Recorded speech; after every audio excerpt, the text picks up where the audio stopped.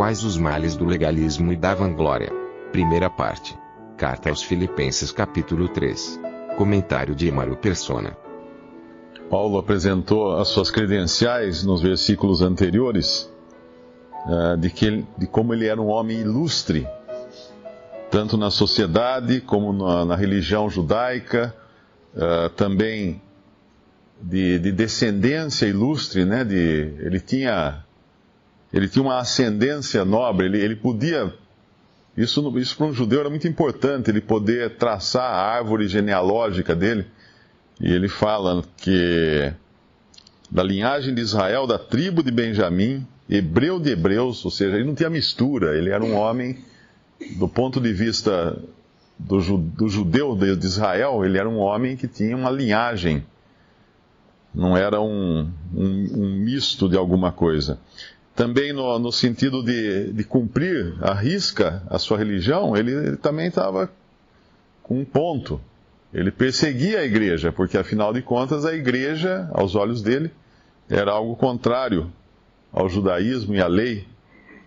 Por isso que ele fala irrepreensível no versículo 6.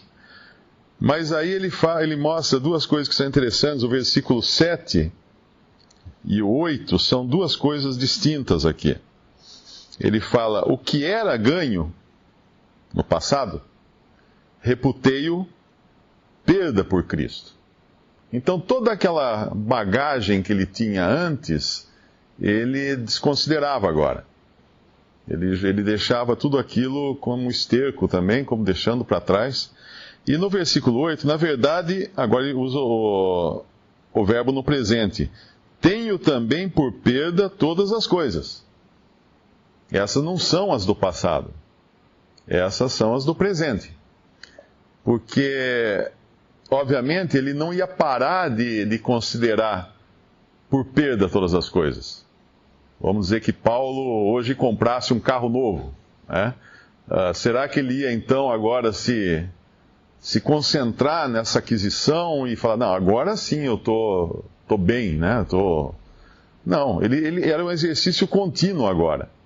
E isso vale para nós também, embora nós não tenhamos uma bagagem de judaísmo, uma ascendência israelita ou qualquer coisa assim, nós consideramos por perda muitas coisas que nós tínhamos antes. Tínhamos a nossa bagagem social, a nossa bagagem hereditária, a nossa bagagem religiosa, e tudo isso ficou para trás. Mas hoje nós temos outras bagagens, outros agregados que vão chegando, então a gente pode ter essas coisas e acabar se gloriando delas como se fosse alguma coisa, como se nos fizesse distintos de alguma maneira. Por exemplo, não que ter as coisas ou ser as coisas seja intrinsecamente errado. Por exemplo, uma pessoa faz um curso, faz uma faculdade. Obviamente aquilo é importante para a sua carreira, para a sua vida e etc., para ter uma profissão. Mas não é nisso que ela deve se gloriar. Então, um exemplo simples disso é o seguinte: todos aqui nesta sala estão vestidos. Veio todo mundo de roupa aqui, né? Eu pergunto, alguém aqui poderia se gloriar pelo fato de estar vestido? Não. Porque é tão natural a gente estar vestido, né? Faz parte da nossa educação, faz parte dos nossos modos, que nós não vamos nos gloriar nisso, chegar aqui e falar assim, eu estou vestido, tá vendo? Eu estou vestido, estou de roupa. Mas e daí? Isso é evidente, né? É normal, natural. Assim deveria ser também com todas as coisas nossas. Por exemplo, eu falar assim, eu estudei. Ótimo, muito bom. Mas não estou me gabando, me gloriando disso como sendo algo superior a outros. Agora, se eu venho vestido de ouro aqui, uma roupa toda bordada de ouro, eu posso chegar e falar assim, eu estou com a minha roupa bordada de ouro. Aí sim. Agora estou me gloriando de algo que me faz, e quero usar disso como algo que me faz distinto dos outros, diferentes dos outros. Mas Paulo deixa muito claro aqui, tenho também por perda todas as coisas, pela excelência do conhecimento de Cristo, meu Senhor, Cristo Jesus, meu Senhor, pelo qual sofri a perda de todas estas coisas e as considero como esterco, para que possa ganhar a Cristo e seja achado nele, não tendo a minha justiça, que vem de lei, mas a que vem pela fé em Cristo, a saber, a justiça que vem de Deus pela fé. Esse versículo 9 também, ele tem uma palavrinha aqui, que a tradução nossa fala a justiça que vem da lei, mas ele não está se referindo à lei judaica, à lei mosaica. Ele está se referindo à lei, a qualquer regra. Minha justiça que vem de lei. Por que isso? Porque eu posso me gloriar também de uma justiça que venha de lei. Ainda que eu possa não me gloriar, por exemplo, de obedecer os 10 mandamentos ou os 300 e tantos preceitos da lei mosaica, eu posso muito bem criar alguns preceitos e me considerar mais justo por atendê-los, por obedecê-los.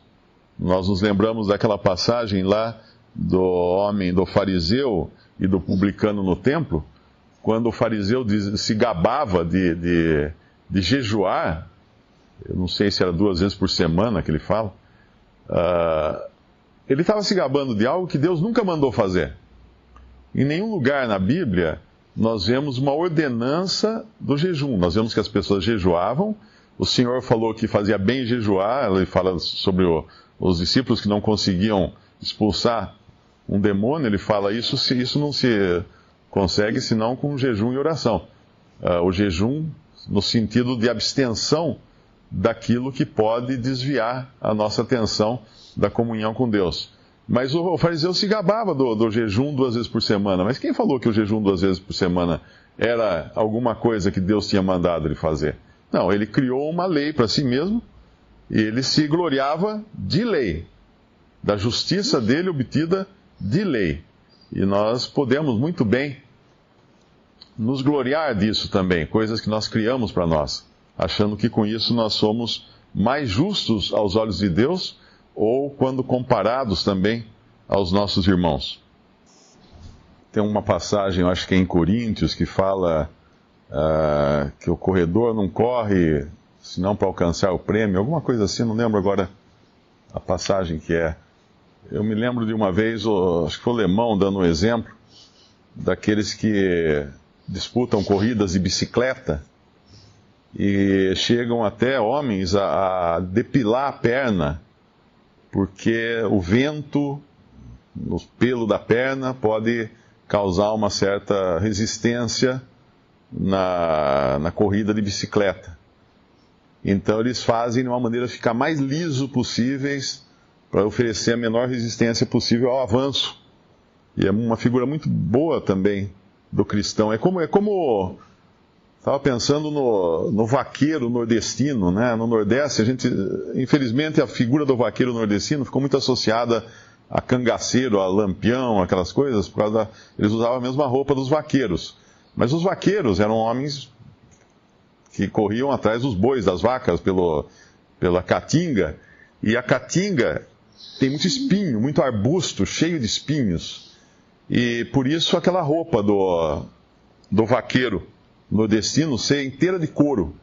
Ele tem um casaco de couro de manga comprida, ele tem calças de couro, ele é todinho coberto de couro. Por quê? Porque ele passa no meio dos espinhos, correndo atrás de um boi montado no seu cavalo, sem ser agarrado pelos espinhos.